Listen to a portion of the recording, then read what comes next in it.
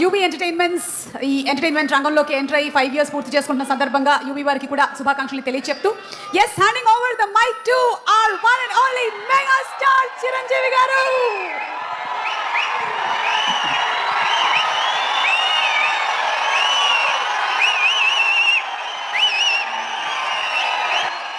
Thank you.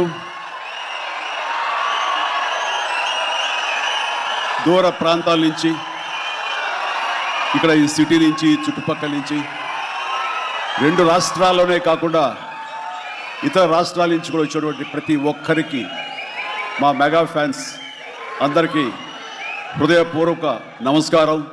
అలాగే మీకు నూతన సంవత్సర శుభాకాంక్షలు, అలాగే ముందస్తుగా సంక్రాంతి శుభాకాంక్షలు.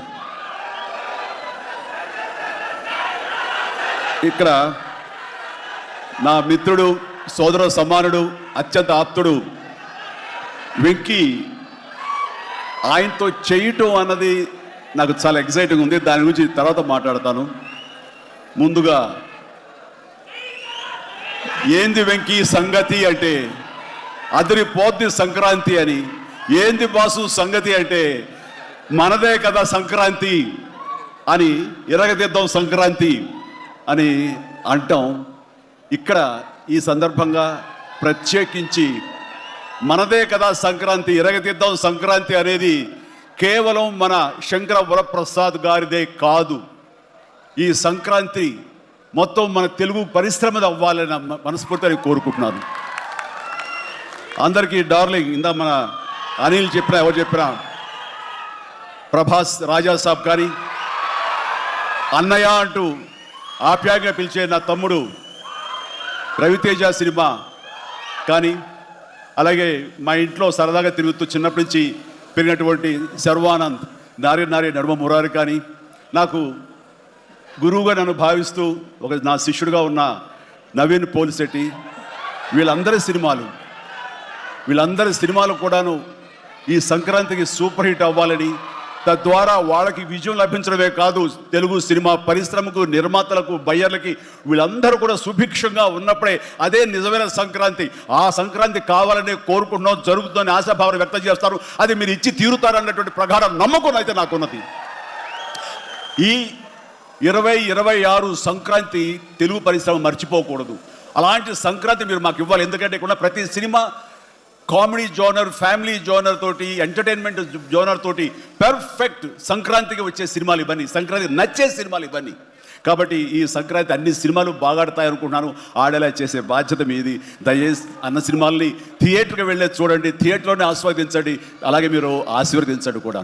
ఆల్ రైట్, ఇక అది ఆ పక్కన పెడితే, చాలా కాలం క్రితం మా దర్శకేంద్రుడు రాఘవేంద్ర గారు ఎప్పుడో మాట్లాడుతుండేవారు, బాబాయ్ నీకు అనిల్ రావుపూడి సినిమాలు ఎన్ని చూస్తావో తెలియదు కానీ అతని కామెడీ టైమింగ్ కానివ్వండి, అతను హుషారు కానివ్వండి, చూస్తుంటే నాకు మళ్ళీ మీతోటి అతను చేయగలిగితే ఆ ఇద్దరి కాంబినేషన్లో వచ్చేటటువంటి సినిమా అసలు వేరే లెవెల్లో ఉంటుంది.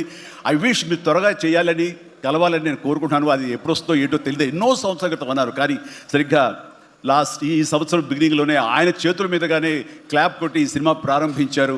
అది ఆయన మనసులో మాట, ఇది పెద్ద సూపర్ హిట్ అవ్వాలి అని చెప్పేసి. ఎందుకంటే ఆయన కామెడీ లైక్ చేస్తారు. ఆయన సినిమాల్లో ఘరానా మొగుడు ఎంత విజయం సాధించిందో అలాంటి విజయం సాధించాలి ఈ సినిమా అంటూ ఆయన ఎన్నోసార్లు నాతో చెప్పుకుంటూ వచ్చారు. ఎన్నోసార్లు సెట్కి రావాలని పిలవేంటో కూడా మరి అడిగారు, మనమే పిలవలేదు. ఆయన ఎవరైనా హీరోయిన్లు ఉన్నప్పుడు మాత్రం వస్తాను, ఏదైనా హుషారుగా వస్తుంది అంటుంటారు ఆయన. అది కుదరలేదు ఎందుకో. బట్ ఏమైనా సరే ఈ సినిమా కథ కుదిరింది అని సంక్రాంతికి వస్తున్న తర్వాత అనిల్ రావుపూడి నా దగ్గరకు వచ్చి కథాంశం చెప్పినప్పుడు చాలా బాగుంది, ఫ్యామిలీ టచ్ ఉంది, సెంటిమెంట్ ఉంది, చిన్నపిల్లలతో నాకు అటాచ్మెంట్ ఉంది, చాలా హృదయంగా ఉంది, హార్ట్ టచింగ్ సీన్స్ ఉన్నాయి. ఇలాంటి సినిమాకి ఆ కామెడీ జోనర్ సినిమా కలిస్తే కనుక నీ స్టైల్లో చాలా బాగుంటుంది. నాది ఒక ఎస్పీజీ క్యారెక్టర్ కాబట్టి ఇది నేను కొంచెం వైవిధ్యంగా డిఫరెంట్గా చేస్తే కనుక డెఫినెట్గా బాగుంటుంది. డిజైన్ చేద్దామంటే అస్సలు వైవిధ్యం వద్దండి. మీరు ఏ సినిమాలు అయితే గతంలో చేశారో, ఏ దొంగమొగుడు, ఘరణమొగుడు, రౌడీ అల్లుడు, అన్నయ్య, ఇలాంటి సినిమాలు ఏవైతే ఉన్నాయో, ఇది చంటబ్బాయి, నాకు అలా ఉంటే చాలు. ఎందుకంటే అలాంటివి అప్పట్లో జనం చూశారు, వాళ్ళందరూ ఇప్పుడు చాలా పెద్దవాళ్ళు అయిపోయారు, వాళ్ళకి అది గత స్మృతులు, చాలా తీపి జ్ఞాపకాలు. ఇప్పుడున్న జనరేషన్ మీరు అవి ఎలా చేస్తారో కూడా వాళ్ళకి ఏమీ తెలియకపోవచ్చు. కానీ అది ఇది తెలిసిన మధ్యలో పుట్టి మాలాంటి వాళ్ళం అది మళ్ళీ ఈ జనరేషన్ గుర్తు చేసి మీరంటే ఏమిటో తెలియచెప్పాలన్న నా ప్రయత్నానికి మీరు చెయ్యాలి ఆ విధంగా అని అన్నందుకు ఐ థింక్ ఓకే ఇంకా అలా చేయడం కనుక అది నాకు కేక్ ఒకటే మీతో అలా చూడాలి నా కోరిక అంటూ ఎప్పుడెప్పుడు సినిమాలో ఏవేమి సీన్స్ ఉన్నాయో అవన్నీ కూడా పొందుపరిచి ఒక క్యాప్సూల్లా చేసి ఆయన దాన్ని ఫోన్లో పెట్టుకునేవారు. ఏదైనా ఒక సీన్ ఉంటే కనుక ఈ సినిమాలో ఉన్న ఈ కామెడీ టైమింగ్తో దీన్ని కన్సీవ్ చేశాను, అలా మీరు చేయాలని. అండ్ ఈ సినిమాలో పలానా సినిమాలో గరణములాగా ఇలాగా వైఫ్ తోటి మీరు కన్సీవ్ చేసి అలా చేయాలంటూ చాలా చక్కటి హోంవర్క్ చేసుకుని నా బాడీకి నాకు ఏది కంఫర్టబుల్లో ఆ విధంగా తను ఆ సీన్స్ని కన్సీవ్ చేసుకుంటూ చాలా చాలా సరదాగా చేసుకుంటూ వచ్చాం. ఈ సినిమాలో నవీన్ మన అనిల్తో చేయటం అనేది నాకు ఒక చక్కటి ఎక్స్పీరియన్స్. అంటే ఈ ఎక్స్పీరియన్స్ ఎలాంటిది అంటే సినిమా షూటింగ్ అయిపోయిన ఆఖరి రోజున చాలా ఎమోషనల్గా ఫీల్ అయ్యాను నేను. ఎందుకంటే ఏదైనా ఒక సినిమా అయ్యిందంటే అబ్బా చాలరా అయిపోయింది, ఇంక చాలు గుమ్మడిగా కొట్టేస్తారు, ఇంక మనం వేరే సినిమా షిఫ్ట్ అయిపోవచ్చు అన్న ఆ మూడ్లో ఉంటాం. కానీ సినిమా అయ్యే రోజున ఆఖరి రోజు అయితే కనుక నేను ఈ కాలేజీ వదిలేసి వెళ్ళిపోయి ఆఖరికి చూడండి ఫేర్వెల్ పార్టీ అప్పుడు అందరూ ఒకళ్ళొకరు ఎమోషనల్గా ఉంటారు. వేరే మళ్ళీ ఎప్పుడు కలుస్తారో ఎలా కలుస్తారో తెలియని పరిస్థితి. అలాంటి ఎమోషన్ ఎందుకో లోనయ్యాను. అది నాకు ఎప్పుడు అంతకుముందు అనుభవంలో రాలేదు, ఎప్పుడు లేదు నాకు. అలాంటి ఫీలింగ్ వచ్చింది. అనిల్ ఏంటంటావు అనిల్ అని. ఏమొస్తారు నాకు అదే ఫీలింగ్ ఉందండి. ప్రతిరోజు ఒక ఎక్స్కర్షన్కి వెళ్ళినట్టు, ప్రతిరోజు ఒక పిక్నిక్ వెళ్ళినట్లుగా సరదాగా జరుగుతూ మార్నింగ్ 9 నుంచి 8 నుంచి ఈవినింగ్ 7:30 8 వరకు కూడా ఎంత చక్కగా సరదాగా జరిగిందంటే నాకు ఎప్పుడు ఇంత బాగా జరిగిందంటే మరీ పూర్వం ఆ రోజుల్లో వారు గుర్తుకొచ్చింది. కానీ ఈ మధ్యకాలంలో ఇంత సరదాగా ఎంత హుషారుగా జరిగిన సినిమాలు అయితే నాకు ఇది చేయలేదు. దానికి ప్రధానమైన కారణం సీన్ కానివ్వండి, అది మేము చేసే విధానం అయితే ఉండొచ్చు, కానీ మా చేత నడిపించిన విధానం, అందరినీ అంత సరదాగా పెట్టినటువంటి ఆ అట్మాస్ఫియర్ క్రియేట్ చేసిన ఇది కేవలం అనిల్ రావిపూడికి మాత్రమే చెందుతుంది. అండ్ ఎక్కడ ఏది టైం తెలియనివాడు, ప్రతి ఒక్కరిని on the screen off the screen హుషారుగా ఉంచుతాడు. ఇలాంటి డైరెక్టర్లు దొరికితే కనుక ఎవరైనా సరే ఇలాంటి క్యారెక్టర్స్ చాలా కేక్ వాక్ ఈజీగా చేసేయగలరు. అండ్ మరీ ముఖ్యంగా అనిల్ రావిపూడి గురించి నేను చెప్పాలనుకున్నది, ప్రతి ఒక్కరు కూడా తెలుసుకోవాల్సింది ఏంటంటే ఈ సినిమా ఆల్రెడీ సూపర్ హిట్ అయిపోయింది. ఏ రకంగానంటే బడ్జెట్ పరంగా విత్ ఇన్ ది లిమిట్, అలాగే డేస్ పరంగా అనుకున్న దానికంటే తక్కువ రోజుల్లో ఇది అత్యద్భుతంగా తీయగలిగాడు. ఒక సినిమా సూపర్ హిట్ అయిందని ఎలా చెప్పగలమంటే డైరెక్టర్ మొత్తం తన గ్రిప్లో ఉంచుకుని అది బడ్జెట్ దాటనివ్వకుండా విత్ ఇన్ ది టైం చేయగలడం అనేది ఆ సినిమాకి అది మొదటి సక్సెస్. ఎన్ని సినిమాలు ఈ రకంగా ఉన్నాయో చెప్పండి అంటే చాలా తక్కువగా మనం లెక్క పెట్టుకోవాలి. ఆ రకంగా ఇది మొదటి విజయం సాధించింది. రెండో విజయం రేపు 12వ తారీఖున ప్రజల ముందు మీరు నిర్ణయిస్తారు ఎంత ఘన విజయం మీరు మాకు ఇస్తారు అన్నది. ఇక ఈ సినిమా ఓకే, ఇక ఈ సినిమాలో నేను నెక్స్ట్ చెప్పుకోదగిన వ్యక్తి వెంకటేష్, నా బ్రదర్. ఎప్పుడు కలుసుకున్నా సరే చాలా సరదాగా మాట్లాడుకుంటాం. ముఖ్యంగా ఇప్పుడు మీ ముందు తమాషాగా కామెడీగా హుషారుగా మాట్లాడినా సరే అతనితో 1-to-1 కూర్చుంటే చాలా ఫిలసాఫికల్గా ఇన్ డెప్త్ ఇంతటి డెప్త్ వ్యక్తి వెంకటేష్. అందుకైనా ప్రతి ఒక్కరు ఇంత పాజిటివ్ వైబ్స్ ఉంటాయి ఆ మనిషి చుట్టూరు అంటుంటారు. నిజంగా అతనితో టైం తెలియదు మనకి. ఎంతో తన ఏజ్కి మించినటువంటి విషయాలు తెలియజేస్తూ జీవితం యొక్క పరమావధి ఏంటి, జీవితం ఎలా ఉండాలి, ఎంత పీస్ఫుల్గా ఉండాలని చెబుతుంటే కనుక నాకు మోడర్న్ డ్రెస్ వేసుకున్న చిన్న సైజు గురువులాగా అనిపిస్తుంటాడు వెంకటేష్. నిజం. సో అలాగా సినిమా జీవితాన్ని తన వ్యక్తిగత జీవితాన్ని రెండు బ్యాలెన్స్ చేసుకుంటూ చాలా చక్కగా ముందుకు సాగుతూ ఎంతో ఇన్స్పైర్గా ఉంటుంది వెంకటేష్. ఇక ఈ సినిమాకి వచ్చేసరికి ఎలా కుదిరింది, ఇందాక అనిల్ రావిపూడి చెప్పాడు, ఆ హింట్ ఇచ్చింది మీ ఇద్దరం కలిపి చేసేలాగా ఏదైనా ఒక ఎపిసోడ్ క్రియేట్ చేసి అక్కడ వినియోగించుకుందాం, మా ఇద్దరు కాంబినేషన్ సినిమాకు ఉపయోగపడే విధంగా సినిమాలో అంతర్భాగంగా ఉండేలాగా అన్నందుకు అని చెప్పిన విషయం ఎలాగా అయిందంటే ఒక 5 ఏళ్ల క్రితం అనుకుంటా మీ ఇద్దరం అమెరికా వెళ్ళాం. లాస్ ఏంజల్స్ వెళ్ళినప్పుడు అక్కడ మిత్రుడి ఇంట్లో కూర్చున్నప్పుడు ఎదురు కూర్చొని పిచ్చాపాటి మాట్లాడుకుంటుండగా వాళ్ళు ఎవరు అబ్బాయి మిద్దం చూస్తుంటే చాలా బాగుందని ఒక స్టిల్ తీసుకుంటామంటూ వాళ్ళు స్టిల్ దిగిపోతుంటే అక్కడ తీయదు చిరంజీవి కూర్చుంటారు, నేను నిలబడతాను అని చెప్పేసారు. అదేంటి వెంకీ అలా కాదు నేను నిలబడతాను అన్నాను. లేదు ఇది నా మైండ్ లోపల ఎప్పటి నుంచో మీరు అట్లా బాస్లో కూర్చుంటే కనుక కాలు మీద కాలు వేసుకుని నేను వెనకాల నిలబడి ఉంటాను. ఇది ఒక మంచి స్టోరీకి స్టిల్ లీడ్ అవ్వాలి అంటే మన హాలీవుడ్ గాడ్ ఫాదర్ చూసారా, మెర్లిన్ బ్రాండో అండ్ ఆల్ పచినో అలాంటి క్యారెక్టరైజేషన్స్ వెంకీ నువ్వు వెళ్ళి వాడు నరుకురా అంటే నువ్వు వెళ్ళి మేసగా నరికి వచ్చేస్తాను అంటే తనకి ఎప్పటి నుంచి ఉందో అలాంటి జోనర్ సినిమా చేయాలి, మా ఇద్దరు కాంబినేషన్లో చేయాలన్న కోరిక ఉందో ఆయన వ్యక్తపరిచేసరికి నేను చాలా ముచ్చటపడిపోయాను. అదేవిధంగా స్టిల్స్ కూడా మేము దిగాము, అది ఎవరు లీక్ చేస్తారో నేనైతే లీక్ చేయలేదు, అది బయటకు వెళ్ళిపోయింది ఆ స్టిల్స్. అండ్ అలాగా అది నా మైండ్లో పడేసరికి అప్పటి నుంచి ఈ అవకాశం ఈ సినిమాలో వస్తుంది. ఆల్రెడీ వెంకీతోటి తన మంచి సినిమా ఇచ్చాడు అనిల్ రావుపూడి, తను మాత్రమే ఇద్దరిని జస్టిఫై చేయగలడు, ఇద్దరికి న్యాయం చేయగలడు అనే ఉద్దేశంతో నేను తనకి హింట్ ఇచ్చినందుకు దాన్ని అత్యద్భుతంగా డిజైన్ చేశాడు.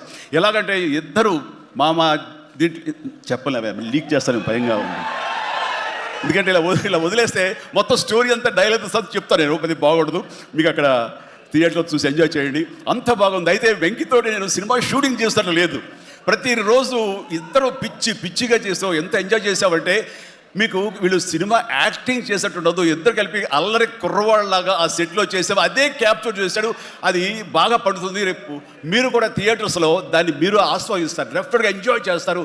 అండ్ డెఫినెట్లీ లాస్ట్ ఫేజ్ వచ్చేసరికి సినిమా ఎక్కడికో లేచిపోతుంది అంటే ఎలాంటి సందేహం లేదు.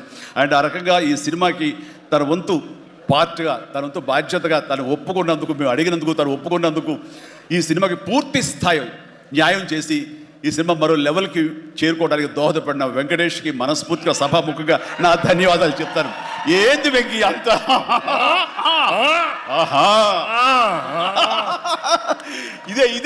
ఇదే సరదా. అండ్ నేను చాలా చెప్పను, కానీ సినిమా చూస్తే కనుక నేను ఎంత చెప్పినా సరే తక్కువే అవుతుంది, మీరు ఎంత ఊహించుకున్నా సరే అది తక్కువే అవుతుంది.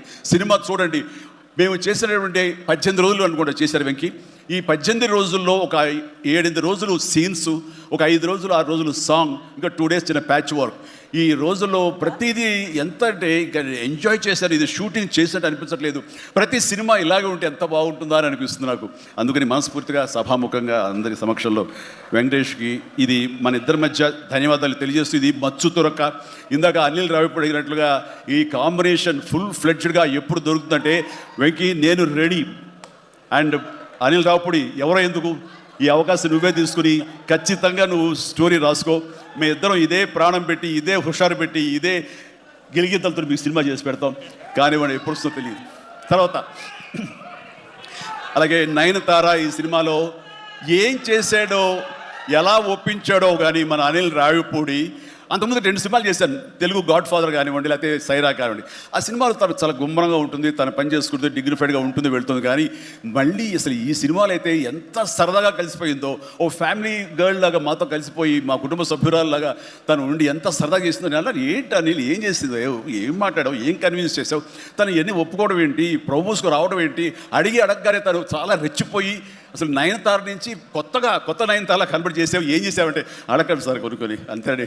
అంటే నా ఉద్దేశం అటు ఇటు తిరిగేదిరా, ఏం చేశాడో తెలియదు, కానీ డెఫినెట్లీ ఆ అమ్మాయి అంత ఇష్టపడుతుంది. అండ్ నయనతారని అంత ఇదిగా గుడ్ హ్యూమర్లో పెడతాడు, సరదా కబుర్లు చెప్తాడు. అండ్ తను పని చేసుకుని సీరియస్గా ఉండే మనిషి కాదు కాబట్టి వాళ్ళు కూడా అంత ఇదిగా లైక్ చేస్తారు. కాబట్టి తను ఏది అడిగినా వెంటనే ఎలాంటి ఇన్హిబిషన్ లేకుండా వాడు ఒప్పుకుంటారు. అదే జరిగింది, అంత గుడ్ హ్యూమర్లో పెట్టాడు కాబట్టి ఈ సినిమాకి అమ్మాయి యాడెడ్ అట్రాక్షన్ అయ్యింది. నయనతార ఇందులో కనిపించిన తీరు కానీ, తను చేసిన విధానం కానీ, ఆ సోఫిస్టికేషన్ యాక్టింగ్ కానీ, భారీగా తను నటించి మెప్పించింది కానీ వావ్ బాగుంది. అంటే ఆ అమ్మాయి లేకపోయి ఉంటే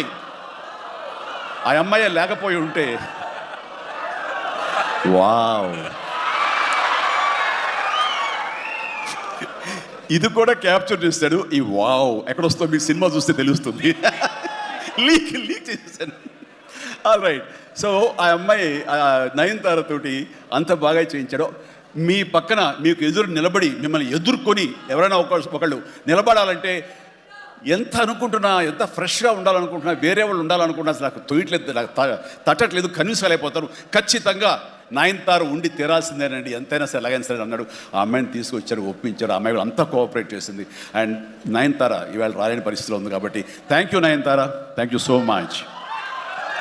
ఇక ఈ సినిమాలో సచిన్ కేల్ క్యారెక్టర్ యాక్టర్గా, అండ్ నాతో పాటు నా టీంలో చేసినటువంటి హర్షవర్ధన్, అలాగే అభినవ్, ఇతర నటినట్లు, అండ్ క్యాథరిన్ కూడా మా టీంలో ఒక పార్ట్ లాగా ఉండి తను చేసి చాలా ఒక నిండుదనం గ్లామర్ తీసుకొచ్చింది. ఆ అమ్మాయికి కూడా అందరికీ ప్రతి ఒక్కరికి నా ముందస్తు శుభాకాంక్షలు తెలియజేస్తాను, అభినందనలు. ఇక ఈ సినిమాలో ప్రత్యేకంగా నేను చెప్పాల్సిన టెక్నీషియన్స్గా వస్తే భీమ్స్ అత్యద్భుతమైన మ్యూజిక్ ఇచ్చాడు. Very organic music. కేవలం డ్రమ్స్ తోటో కీబోర్డులతోటో వాటితోటో దడదడదడలాడించకుండా చాలా శ్రావ్యంగా లిరిక్స్ మాత్రం వినిపించేలాగా ఒకనాటి విజయ సంస్థ వారి సినిమాలు ఉండేవి. అంతా హాయిగా హృద్యంగా ఒక గోదావరి పడవ ప్రయాణంలాగా ఉండేలాగా ఇచ్చాడు. అందుకని మీసాల పిల్లలో ఎలాంటి హడావుడి ఎలాంటి మ్యూజిక్ గోళ ఏమి ఉండదు, కానీ ఆ ఇచ్చినటువంటి ఆ మ్యూజిక్ ఆ పాటకి లిరిక్స్ అర్థమయ్యేలాగా వినిపించి అందరూ చాలా ఆ శ్రావ్యాన్ని అందరూ ఆస్వాదించారు. కాబట్టి అది అంత పెద్ద మిలియన్స్ని మోర్ దెన్ 100 మిలియన్స్ దాటి హిట్ ఇచ్చింది. అలాగే తర్వాత వచ్చిన సాంగ్ ఇలా సాంగ్స్లో లిరిక్స్కి ఇచ్చే ఇంపార్టెన్స్ కానీ ఆ ట్యూన్స్ కానీ ఇవ్వండి అన్నీ ఇస్తూ ఇంతవరకు నేను ఎప్పుడు చెయ్యనిది, ఇంతవరకు ఆ స్టైల్కి నేను పోనిది ఏదైనా ఉందంటే కానీ ర్యాప్ సాంగ్, ఇందాక చూసిన song hook step hook step hook step. దాన్ని కంపోజ్ చేసినప్పుడు నాకు అనిపించింది ఇది కొత్తగా అనిపించింది, చాలా బాగుందని. అండ్ ఇప్పుడున్నటువంటి ఈ థియేటర్ పల్స్ చూస్తుంటే ఈ సినిమా ఆ సాంగ్ మాత్రం ఐ థింక్ టోటల్గా హైలైట్ అయిపోతే రేపు థియేటర్లో అనుకుంటున్నాను. అది వెరీ గుడ్. ఎందుకంటే ఆ సాంగ్ విన్న తర్వాత ఆ సాంగ్ వింటుండగా ఎదురుగా ఉన్న వెంకటేష్ ఆపుకోలేక డ్యాన్స్ చేశారంటే అదే చాలు. ఇక ప్రతి ఒక్కడు అదే స్ఫూర్తితోటి ప్రతి ఈ సినిమాని ఈ సాంగ్ని ఆస్వాదిస్తారు. అలాగా సాంగ్స్గా అన్నీ అత్యద్భుతంగా ఇచ్చినటువంటి మన భీమ్స్కి ప్రత్యేకించి ఆ తర్వాత ప్రతి ఒక్కరు చిరంజీవి ఇంత గ్లామర్గా ఉన్నాడు, చిరంజీవి ఇంత ట్రిమ్గా ఉన్నాడు, ఇంత ఇదిగా ఉన్నాడు, ఎలా తగ్గాడు. నా వ్యక్తిగతంగా నేను చేసిన ప్రయత్నాలు పక్కన పెడితే తెర మీద అంత బాగా కనపడడానికి ప్రత్యేకించి మా డిఓపి మా కెమెరామెన్ మన సమీర్ రెడ్డి చాలా చాలా బాగా చేశాడు. అండ్ సమీర్ రెడ్డితో వచ్చిన ఒక్క చిన్న గొడవ ఏంటంటేనండి, ఒక్క నిమిషం గ్యాప్ ఇవ్వడు. కూర్చుని కాఫీ తాగుతాం కదా అని ఇచ్చేలాగా మళ్ళీ షార్ట్ రెడీ అంటాడు. ఇక అతనితోటి బహుశా అలా గనక అందరూ ఉండగలిగితే సినిమాలు 100 రోజులు దాటకుండానే ఫినిష్ చేయొచ్చు. అంతటి ఫాస్టెస్ట్ కెమెరామెన్ మా శరత్. అతను ఉన్నాడు కాబట్టి ఈ సినిమా 80-85 రోజుల్లో ఫినిష్ అయింది. కాబట్టి ఆ credit goes to Sameer Reddy. ఇంత ఫాస్ట్గా అయినందుకు, విత్ ఇన్ ద బడ్జెట్ అయినందుకు, ఖర్చు కూడా చాలా తక్కువ. ఇలాంటి కెమెరామెన్ను మిగతా అందరూ అలా ఉండగలిగితే కనుక చాలామంది ప్రొడ్యూసర్స్కి ఖర్చు తగ్గుతుంది. అండ్ అట్లాగే ఇక సమీర్, థ్యాంక్ యూ సమీర్. అందరూ బయట పొగుడుతుంటే కనుక నేను మనసులో నిన్ను పొగుడుకున్నాను. కాబట్టి థ్యాంక్ యూ సో మచ్ ఇంత గ్లామర్గా చూపించినందుకు. ఇక ప్రకాష్ మా ప్రొడక్షన్ డిజైనర్ ప్రకాష్ చాలా చక్కగా చూపించాడు. అండ్ తమిరాజు గారు, అలాగే వీళ్ళన్నీ ఒక పక్కన ఉంటే కనుక అహర్నిశలు అంటే డే 1 నుంచి ఈవెల్ట్ వరకు కూడాను మన అనిల్ రావుపూడి స్టోరీ టీమ్, సాయి, నారాయణ, ఇంకా రాజేష్, ఇలాగ వీళ్ళందరూ ఉన్నారు. వాళ్ళ పేరు పేరున నేను వాళ్ళు పడ్డ కష్టాన్ని కానీ వాళ్ళు తీసుకున్న శ్రద్ధాశక్తులు కానీ హృదయపూర్వక సంతోషాన్ని, అభినందనలు, ధన్యవాదాలు తెలియజేస్తాను. వాళ్ళు అంత ఇదిగా ఉన్నారు. ఇక్కడ అనిల్ రావుపూడి గురించి ఇంకొక విషయం నేను చెప్పాలండి. ఏంటంటే అందరం సినిమా తీస్తూ ప్రేమించాలి. సినిమాని ప్రేమిస్తేనే మన ఒక ఎఫర్ట్స్ తోటే సినిమాని ఆద్యంతం చాలా అద్భుతంగా తీయగలం మనం. అయితే సినిమా తీస్తున్నంతసేపు ఎంత ప్రేమిస్తాడో, ఎంత ఇష్టపడతాడో, ఎంత ఎంజాయ్ చేస్తాడో, అంత బాగా మన నుంచి యాక్టింగ్ రాబడతాడో, అంతకంతా సినిమా పూర్తయిన తర్వాత కేవలం దానికి బాగుందా లేదా అని మళ్ళీ ఒకసారి తను తానుగా సమీక్షించుకున్నప్పుడు